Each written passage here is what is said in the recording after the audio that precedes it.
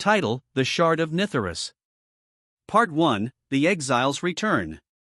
Rain fell in jagged streaks as the figure trudged up the hill, soaked to the bone, his boots clinging to the muddy ground like old regrets. His cloak, tattered from years of wandering, bore the mark of the Ravencrest, an insignia outlawed in every known province of Elendor. Chaol Viril, once heir to the House of Ravencrest, now a branded traitor, had returned home. 12 years had passed since the massacre, the night the Black Flame swallowed the Moonhold and cast the entire house into ruin. Chaol had escaped only because of his mother's spell of vanishing, a forbidden magic, as wild and unpredictable as the sea.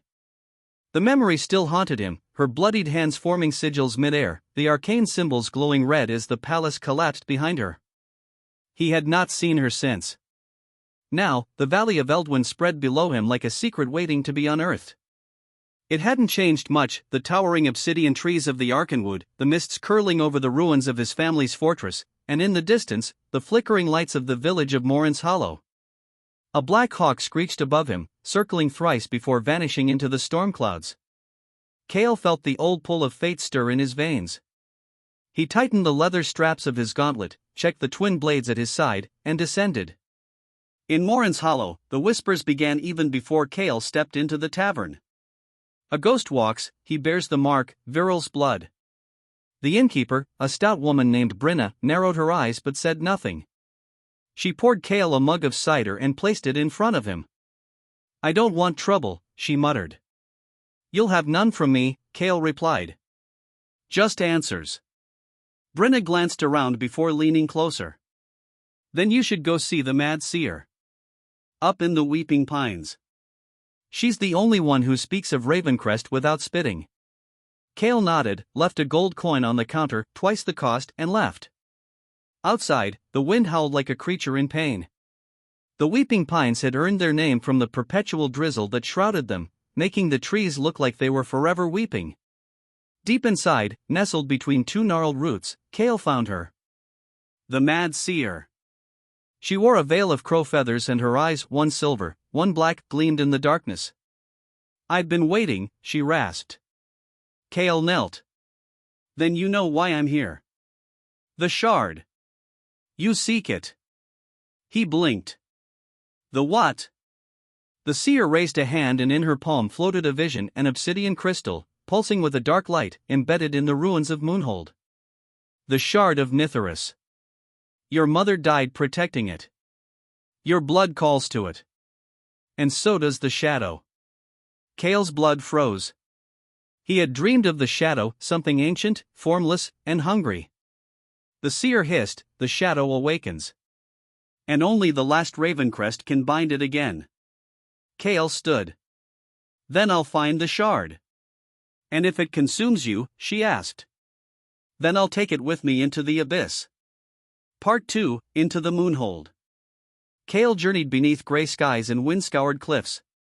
The Moonhold ruins loomed in the distance like a forgotten god, broken and buried under layers of time and sorrow. The once glorious castle was now a cracked skeleton of obsidian and basalt, its watchtowers leaning like drunkards, its spires shattered. The gates, once adorned with the silver stag of Ravencrest, lay scattered like bones.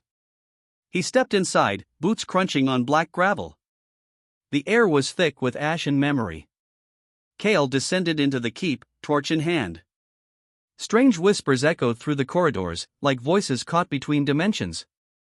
Carvings moved under the flickering light, sigils of protection, now warped. Statues wept dark liquid.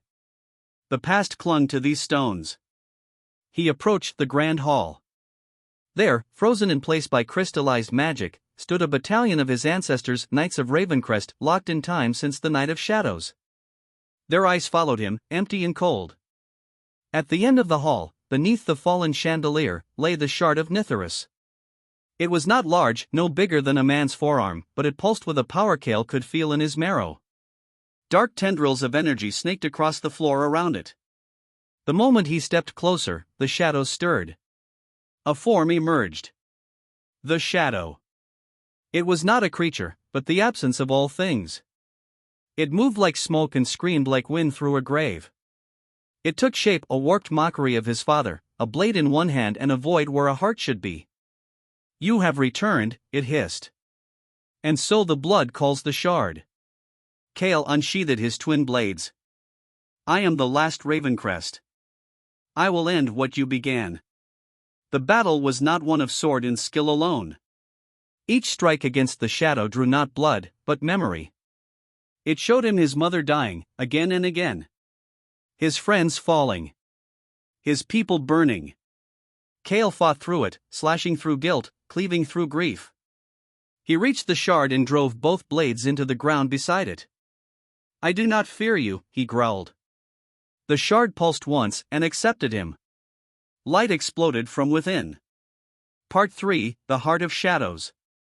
Chaol awoke in a different realm. A world between worlds. Here, time bent. Stars blinked in slow motion. Rivers flowed upward. And in the center of it all was a throne of bone and flame. The shadow sat upon it, not as a demon, but as Chaol. You think yourself a hero, it mocked. You are me. No, Chaol said. I am my choice. He gripped the shard, now floating before him. If I am the vessel, I choose to be the gate, not the door. And with that, he drove the shard into his own heart. The realm shattered. Part 4, Dawn over Elwynn. Chaol awoke again, this time, truly.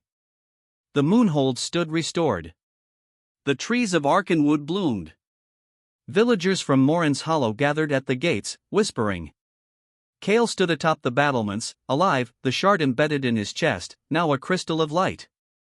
The shadow was sealed, not destroyed, but locked away in the only prison strong enough to hold it, a soul who had chosen the light. The legend of Chaol Viril, last of the Ravencrest, would be told for centuries. But Chaol did not remain a prince. He became a guardian, a watcher, and when the shadows stirred again in distant lands, he rode. The end. Title: The Whimsy of Windermere. Part 1, A Wizard in the Bakery.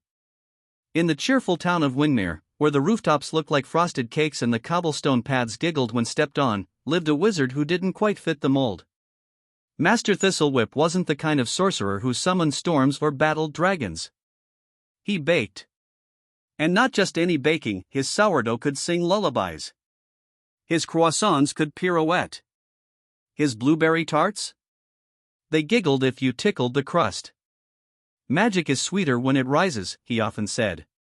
Each morning, the townsfolk would line up at the Wand and Whisk, Thistlewhip's enchantingly fragrant bakery, tucked between Miss Hibbins' hat shop and the perpetually confused barber who only knew how to style goat beards. Thistlewhip had a problem, though. A very big, very burly, very chrome-covered problem named Grumble. Grumble was a troll. And he was hungry. Part 2, The Troll, the Cake, and the Cat. Grumble wasn't like most trolls. He didn't eat goats or steal treasure. No, Grumble loved cake. And Thistlewhip made the best cake in all of Windermere. Grumble wants stacky cakey, the troll would say each Tuesday, looming over the counter with eyes like walnuts soaked in syrup. Thistlewhip, ever the gentleman, obliged. But Grumble's appetite had grown. One cake turned to 2. Then 3. Then 10. Until one fateful Tuesday, Grumble said, Grumble want whole shop.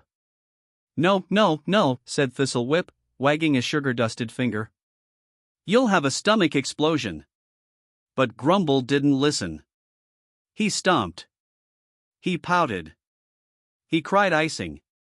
Just then, Thistlewhip's cat, Sir Meowlington, a sassy, monocle-wearing feline, leapt onto the counter. Might I suggest, Meowlington drawled, a baking contest? Grumble scratched his head. If you bake the better cake, you win the shop, Meowlington explained. But if Thistlewhip wins, you promise never to eat his walls again. Grumble roared with laughter. Troll bake? Troll can't even spell flour. But he agreed. Part 3, The Great Windermere Bake-Off. The town square transformed into a flurry of flour and butter. Banners waved. Lute players strummed. Even the mayor wore sprinkles. Grumble arrived with a mixing bowl the size of a bathtub. He cracked eggs with his elbows. He used an entire wheelbarrow of sugar. His cake began to grow. And grow. And grow. Thistlewhip, meanwhile, whistled a merry tune, stirred with a cinnamon wand, and added a pinch of dragon fruit essence. Meowlington judged. Grumble's cake was big. Really big. Also crunchy in places where cake should never crunch.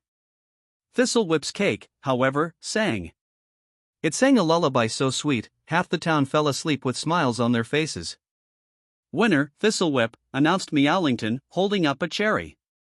Grumble didn't cry. Instead, he took a bite of Thistlewhip's cake inside. Grumble happy now.